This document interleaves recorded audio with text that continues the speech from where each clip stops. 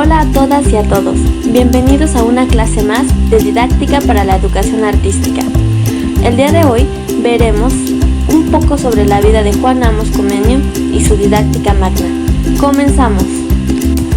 Nació el 28 de marzo de 1592. Se estima que nació en una región de la República Checa. Él fue teólogo, filósofo y pedagogo. Provenía de una familia de granjeros que pertenecía a la Hermandad, una iglesia fundada en 1542. Su objetivo era adquirir la sencillez de la solidaridad cristiana. Sus padres murieron en un incendio, así que Comenius lo perdió todo y decidió ir a vivir con su tía en Alemania. Cuando creció, estudió en Alemania, en la Universidad de Humboldt. Fue ahí donde empezó a criticar el método memorístico. Los profesores enseñaban primero todo lo relacionado con la religión y después la lectura, la escritura, entre otros. Cuando la hermandad lo nombró sacerdote, con tan solo 24 años de edad, conoció a Magdalena, se casaron y tuvieron 2 hijos en 1612. En ese tiempo ejerció su trabajo como pastor. En el mismo año estaba empezando también la Guerra de los 30 años. En 1620, 2 años después de haber empezado la guerra, murió su esposa Magdalena junto a sus 2 hijos debido a una peste. Además, la invasión de los soldados y la caída del pueblo checo hicieron que Comenius escapara por 7 años. Vivió de un lugar a otro en chozas abandonadas, porque si los soldados lo encontraban, acabarían con él.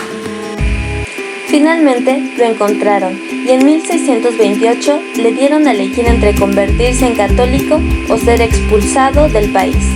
Él cruzó la frontera y se dirigió a Polonia y se dedicó a ser maestro.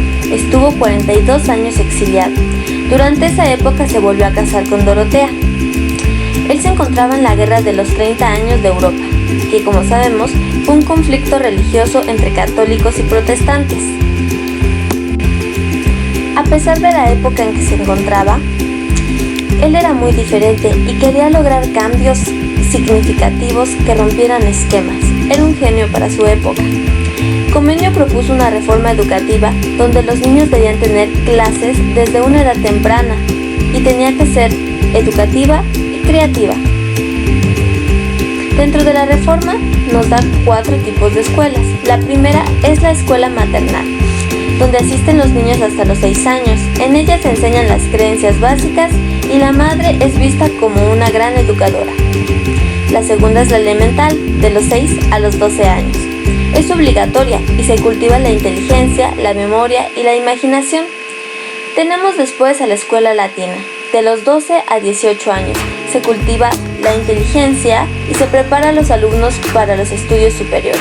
Al terminar hacen un examen para terminar a la academia, de los 18 a los 25 años, donde el Estado debe conceder becas para que los alumnos puedan estudiar.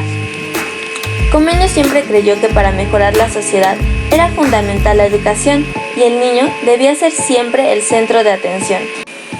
Así que creó los libros con ilustraciones.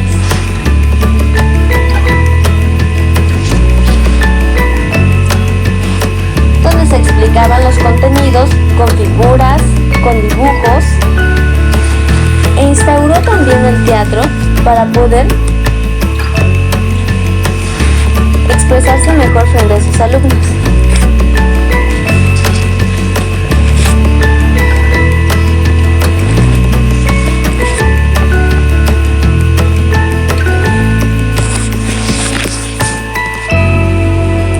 La pedagogía es esa gran rama que cobija un gran número de materias que hacen posible la formación del maestro. Comenius, tratando de resolver la pregunta ¿qué es la pedagogía?, le daba a sus estudiantes la capacidad de responder una serie de preguntas. ¿Qué estudia una persona para convertirse en médico? Medicina, respondieron. ¿Qué estudia un artista para convertirse en artista? Arte, claro. Entonces, ¿qué necesita una persona para convertirse en maestro? Pedagogía. Entonces, la pedagogía es la ciencia que estudia a una persona para convertirse en maestro. La didáctica es parte de la pedagogía. Es la que se encarga de aprender todo lo relacionado con el arte de la enseñanza. Se divide en 3 partes: la matética, metódica y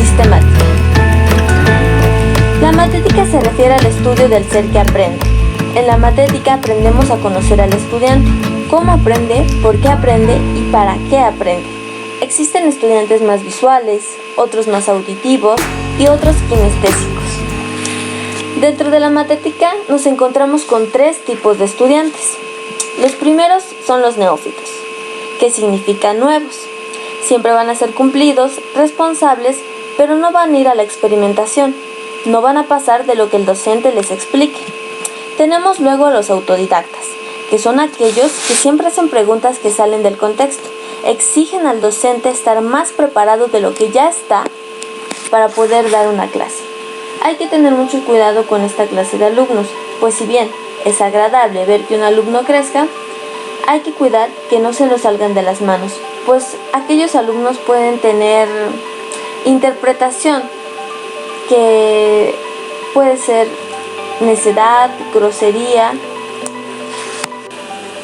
Por último, tenemos a los alumnos desinteresados, que como su nombre lo indica, no tienen interés. Tenemos después a la sistemática, que se refiere a la organización, estructura de la clase. Juan Amos propone un sistema como alternativa para una clase con significado. Él propone 3 elementos para cada clase. El primero es el preámbulo, donde hay que preparar al estudiante para recibir los conocimientos. El segundo es el tema central. Es el desarrollo del contenido que se va a trabajar en clase, con una serie de métodos que claro van a depender de muchos factores. Y la posmotivación, que equivale a esa tarea que sin haber sido intencionalmente dejada por el docente, el estudiante la asume como responsabilidad de su propio aprendizaje, es decir, le nace hacerla. Tenemos luego a la metódica. Hace referencia al estilo, la manera y la forma de dar la clase. En la manera, que es familiar a la palabra modelo, tenemos el modo de dar la clase. En la forma nos referimos a la estructura de los momentos de la clase. Y el estilo. Cada docente tiene su propio estilo para dar la clase, pero lo más importante es que tu estilo tenga algo que atrape a los estudiantes. Se dan 3 píldoras mágicas que te van a ayudar a ser un gran docente. La primera es la palabra. A veces habrá que hablar fuerte.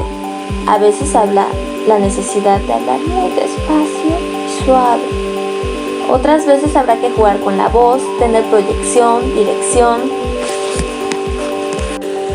Hemos concluido el tema.